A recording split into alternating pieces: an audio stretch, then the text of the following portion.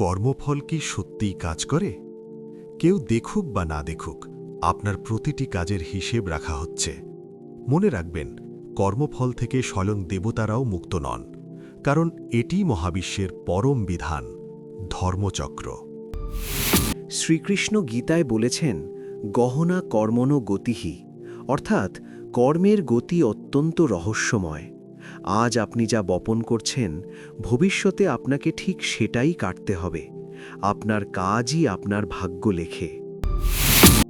অধর্মের পথ সাময়িকভাবে সুখ দিতে পারে, কিন্তু কর্মফল যখন ফিরে আসে তখন লুকোনোর কোনো জায়গা থাকে না। ভাগ্য আর কিছুই নয়, আপনারই অতীত কর্মের প্রতিফলন, যা ছায়ার মতো আপনার পিছু নেয়। তাই ফলের চিন্তা ছেড়ে কেবল সৎ পথে চলুন, ঈশ্বর আপনার সহায় হবেন। হিন্দু ধর্মের এমন গভীর জ্ঞান প্রতিদিন পেতে আমাদের চ্যানেলটি সাবস্ক্রাইব করুন।